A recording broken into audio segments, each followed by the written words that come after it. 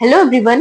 Last lecture में हमने देखा था कि नेग्लिजेंस की तीन एसेंशियल कंडीशंस होती हैं, duty to care, breach of duty और लीगल डैमेज, जिसमें से हम first condition duty to care को डिटेल में देख चुके थे, जिसके साथ हमने प्रॉक्सिमिटी रूल को भी देखा था। अब आगे हम सेकंड कंडीशन को देखते हैं, जो है breach of duty to take care.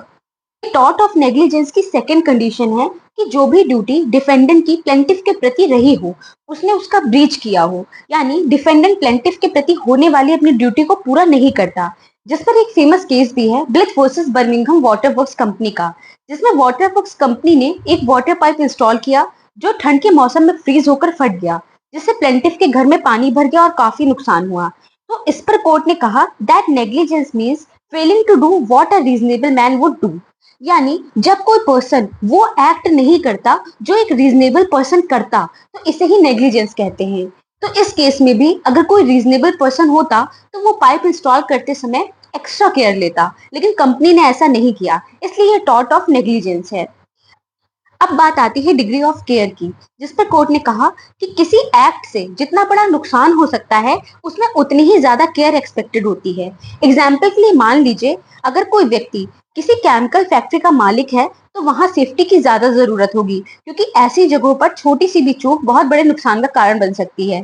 तो इसीलिए जितना ज्यादा रिस्क होता है, उतनी ही ज्यादा केयर लेनी पड़ती है।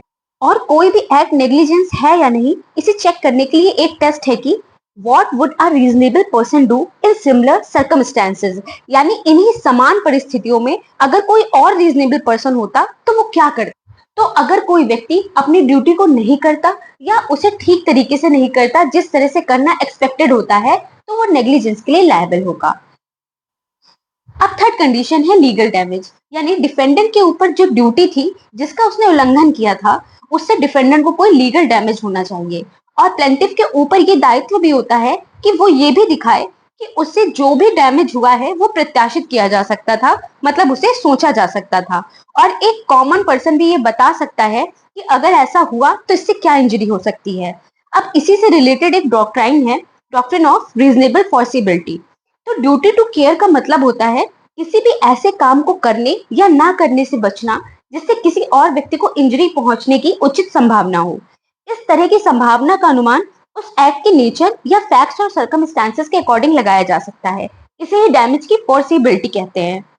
यानी एक पर्सन टॉर्ट ऑफ नेग्लिजेंस के लिए तभी लायबल माना जाएगा जब वो इंजरी एक ऑर्डिनरी प्रूडेंट या रेशनल माइंड वाले व्यक्ति के द्वारा पहले से सोची जा सकती हो। Municipal corporation of Delhi versus Subhagwanti के केस में दिल्ली के चांदनी चौक में एक क्लॉक टावर गिर जाता है, जिससे काफी लोगों की डेथ हो जाती है। जांच में पता चला कि टावर 80 साल पुराना था, जबकि उसकी नॉर्मल लाइफ सिर्फ 40 से 45 साल की ही होती है। तो इस केस में सुप्रीम कोर्ट ने कहा कि इतना पुराना स्ट्रक्चर गिरने की संभावना रीजनेबल थी और दिल्ली म्युनिसिपल कॉर्पोरेशन ने अपनी ड्यूटी प्रॉपरली परफॉर्म नहीं की थी, इसीलिए एक्सीडेंट हुआ, इसलिए उसे नेग्लिजेंस के लिए लायबल माना जाएगा। तो आई होप आपको ये लेक्चर क्लियर होगा। अगर आपको किसी भी तरीके का कोई डाउट है तो आप मुझसे कमेंट सेक्शन में पूछ सकते हैं। And please like share and subscribe. Thank you.